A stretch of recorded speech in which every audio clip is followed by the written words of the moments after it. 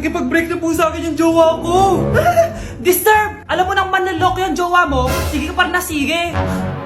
Ikalma mo yung ko ah. Nagmamahal lang naman po ako, Nay eh. Kung yayaman tayo sa pagmamahal mo, go! Magpakatanga ka. Grabe naman po kayo, Nay. A few moments later. Bakit mo ko iniwan, Joshua?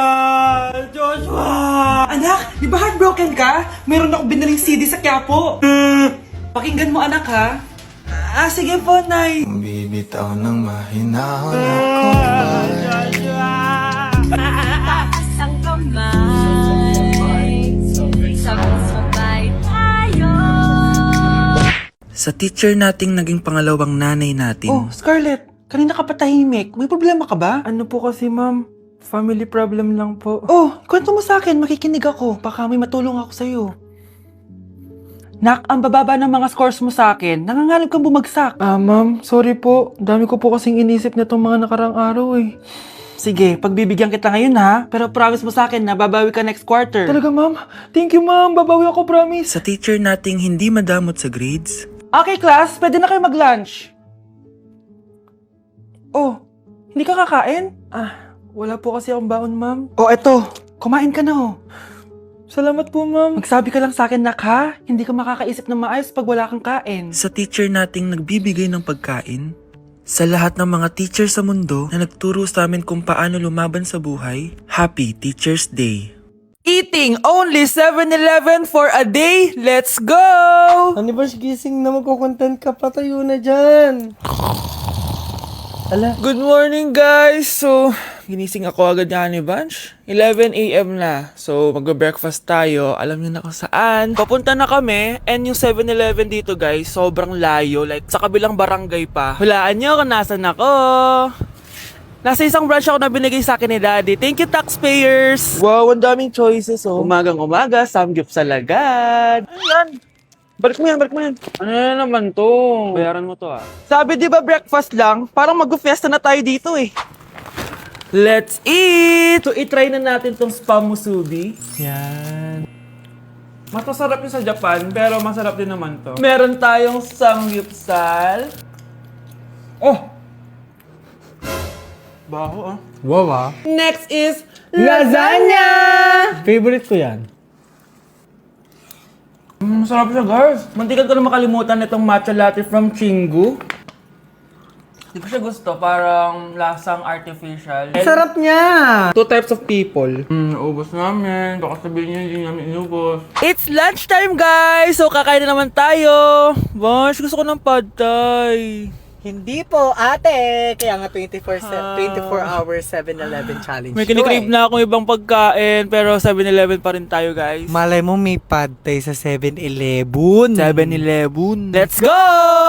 Excited na akong kumain. So, nandito na tayo sa second branch ni Daddy. Yes, kung di tatanong guys, contractor po yung tatay ko. Tara. Wow, parang sarap nito. Ano na naman to? Bakit ang dami na naman? Ito yung kinuha ko kasi patay gutom ako. Water check. Mountain Dew Zero check. Another mukbang. 100 kilo challenge. Tinahin natin tong Gogi Mandu. Ganito yung tsura niya, parang siyang siomay. Sarap! Dito ko lang to natitikman. Wow, ang daming laman. Liempo. Sa akin, chicken. Kimchi rice talaga? Bumili din pala ako ng laing. Laing.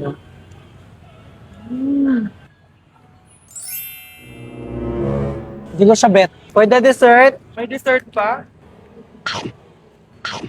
busog na naman! Kaya Next stop na namin is dinner! It's dinner time! So, it's 7:17 na ng gabi and medyo nagugutom na tong tao na to. Saan kaya tayo kakain?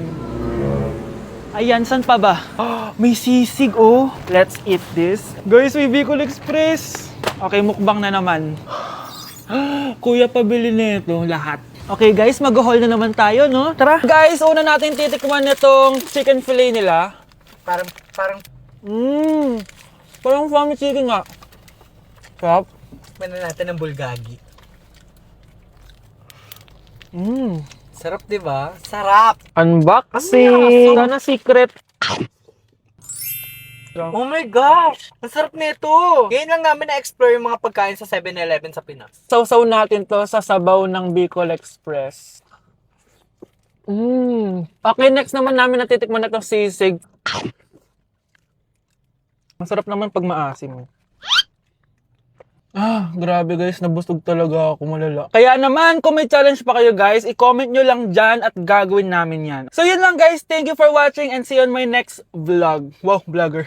So ayun guys, ang dami nagtatag sa akin sa video na to. So naglalagay siya ng nunal. Tapos naglagay siya ng salamin. Parang... Di pwede. Magjowa ka rin ng Vince, Char. Uy! Hi, Mare! Mare! Nandito ka na sa Manila? Yes, of course, Mare! Nandito na ako! Yes! Ay! Mare! Para mag-bless ka sa tita mo? Sige na. Aba, dalaga na anak mo, Mare. That's true. May boyfriend ka na, Iha? Ay! Wala pa po, tita. Tamang-tama, single anak ko. Sige na, para magkapura tayo agad, Mare. Oo, wala agad, Mare. Pero wala pa. Lo! Desisyon. About pala sa utang mo, Mare. Utang? Mare. Cherry, kahit wag mo na yung bayaran, Mare. Okay na yun. Sige, Mare. Ano ka ba? Eto pala, oh. Mga binili ako para sa'yo, Mare, oh. Salamat, Mare. Hello, Mare. Dito na ako sa Manila, Mare. Nay! Pagod na pagod ako. Nasaan yung bahay niyo dito, huy? Ha? Ate ka ba, Mare? Mare, nauna pa sa'yo yung mga doppelganger mo. Ha? Napugangar? Hala ka, Mare. Umarasa kayo sa bahay niyo, huy. Baka matrapa kayo sa mundo nila. Sige. Anak, tara na. Sige po, Nay. Anak, palasan po. A few moments later. Umalis sila, Day. Hala, thank you, Day. Maasahan talaga kita, eh. Halika na dito, anak. Dito na tayo titira. Sige, Nay. Update sa nawala kong passport. 9 o'clock na ng umaga at literal na wala akong tulog sa kaka-overthink ko. So pupuntahan ko na yung store kung saan ko naiwan yung passport ko. Lord, sana nandun pa. Nag-search ako tapos 10 a.m. daw sila nagbubukas. So pupunta na tayo doon bago sila magbukas. So naglalakad lang ako papunta sa subway. Nandito na ako sa subway guys and kinakabahan na ako. Hindi ko talaga alam gagawin ko pag wala talaga doon. No, hindi pwede. Makakapag-Japan kami. Kasi sayang yung mga binayad ko, be. Guys, nakasakay na ako. Guys, nandito na tayo. Kinakabahan ako. Tapos naiihi pa ako. Guys, wish me luck, Lord. Please, sana nandun. Nandito na tayo sa Myeongdong, guys. Tapos dun yung papunta dun sa store. Ako lang pala mag-isa ngayon, guys. Hindi ko kasama si Honey Bunch. Solo traveler. Pinapaayos ko kasi siya ng mga gamit. Pag uwi ko dun sa hotel, diretso na kami airport. Ganun. Grabe sa isang katangahan. Sobrang mahal. Mahal maging tanga dito, guys. Wait lang, may napapansin ako. Parang ang fresh ko dito sa Korea.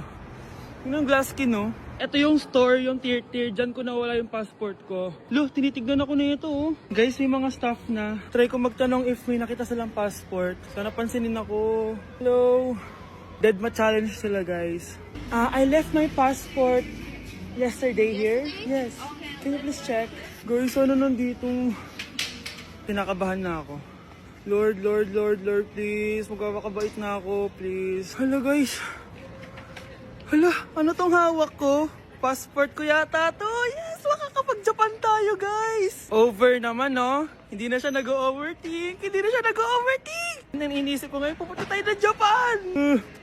Guys, nasa airport na kami. Tuloy na kami sa Japan. Bye, Korea. Ano masasabi mo? Alas na tayo ng Korea. Babalik pa ba tayo dito? Yes, at sana next time hindi mo na makakalimutan yung passport. Grabe, tumataba na ako. Kailangan ko na talaga mag-diet. Simula ngayon, magda-diet na ako. Gusto ko nang magka-abs. Konti na lang talaga kakainin ko. Anak, eto kumain ka na. Ang dami naman nito, Nay. Nagda-diet po ako. Diet ka pa? Di ka rin naman magkakajowa. Sige, wag mo na lang ubusin. Sige po, Nay. Konti na lang po kakainin ko. Isang subo lang kakainin ko. Sarap. Siguro isang subo pa. Di naman siguro ako tataba sa isang subo. Ba't kasi ang sarap? Last na talaga. Few moments later. Ito na naman to. Kanina puno pa lang to, ah. Oh, anak, kala ko nagda-diet ka.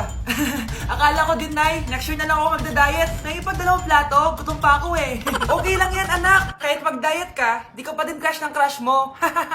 Grabe, ang taba-taba ko na talaga. Anak! Ano po yun, ma? Tandaan mo, simula ngayon magda-diet na ako. Wow naman, ma! Kaya mo yan! Go, ma! Tsaka ma, si kuya pala may dalang cake kanina. Pero baka bukas na lang ako mag-umpisa ng diet. Asan ba yung cake, anak? Ah, nandun po sa ref, ma. The next morning. Yes! Day 1 ng pagda-diet. Anak, konti na lang talaga kakainin ko ngayong araw. Good luck, ma! Ay, tsaka pala, may birthday sa kabilang bahay kina Aling Rosa. Punta ka daw. Ano? May birthday sa kapitbahay? Ay, naku. Bukas na lang ulit ako magda-diet. Ang sarap-sarap ng spaghetti doon. Bye-bye, anak. Sige, ma. Bye-bye. The next morning. Yes! Day 1 na talaga. Final na talaga. Konti na talaga yung kakainin ko. Wala na makakapigil sa akin. Good morning, ma! Ma, may dala palang lechon si Papa. Gusto mo ba? Ay, naku, anak. Diet ako. Hindi na. Hindi na ako magda-diet. Tikpan.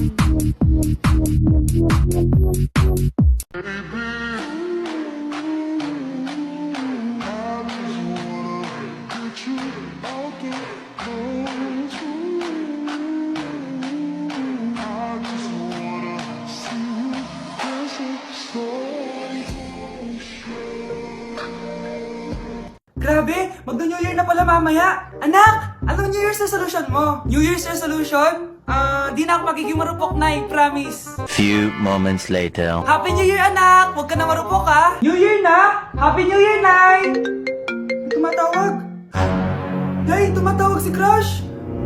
Diba di ka na marupok, anak? Hindi na ako marupok, Nay! Hello? Hindi na kita crush. Huwag mo na akong tawagin. Ah, ganun ba? Sayang naman, ka-crush back na sana kita. Pero sige, di na kita guguluhin. Isa prank! Crush din kita! Happy New Year! I love you!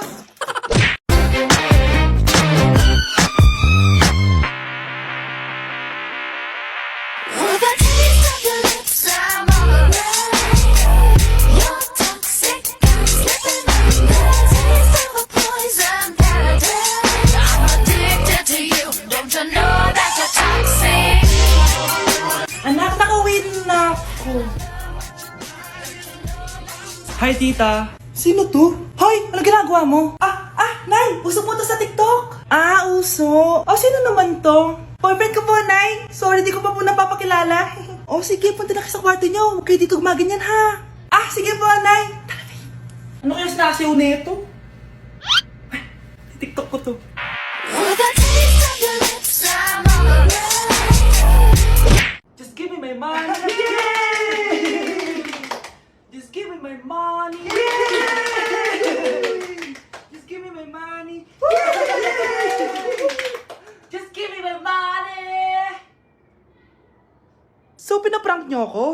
Just give me my money. Just give me my money. Wala kayong money bukas. Wala kayong baon.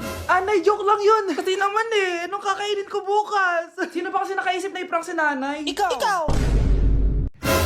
Anak! Ano to pinagpo-post mo sa Facebook, ha? Bakit po, Nay? Nagmumura ka dito, oh! Sabi mo, ha! Tang-ina, laro! Yan ba yung mga nalalaman mo sa school? Biro lang yun, Nay. Wala akong pake. I-delete mo to kung ayaw mong laruin ko yung mukha mo. Sige po, Nay. A few moments later. Wow, ang ganda naman na outfit ko. Picture nga ako. Anak, ano naman itong pinost mo? Bakit ang ikli na shorts mo? Ang ganda ko dyan, no, Nay? Akala mo kinaganda mo yan? Ang pangit! Baka bastusin ka ng mga lalaki. Grabe ka naman, Nay! I-delete mo yan! Next time, magpajama ka na lang. Yung tago lahat, pati mukha mo. Wow! Thank you so much, Mommy! You know that I love chicken nuggets. Ay, di pala chicken nuggets to. Pero ang sarap. May day ko nga. Ano? Ano na naman itong pinost mo sa Facebook? Yung niluto niyo po, Nay, shinare ko lang sa Facebook. Itlog lang, ipapost mo pa? Hiya ka naman. Dapat pinapost mo yung mga masarap na pagkain. I-delete mo yan! Lahat na lang pinapadelete mo.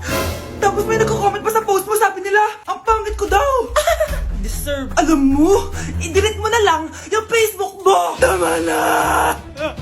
I-delete mo na para tumimik na yung buhay ko. Kung wag ka kaya mangyalab, sigurado tatahimik buhay mo. Akin na yung phone mo. Ako na lang magdi-delete. Bakit kita i-delete kung pwede naman kitang i-block? Hindi mo na makikita yung mga post ko.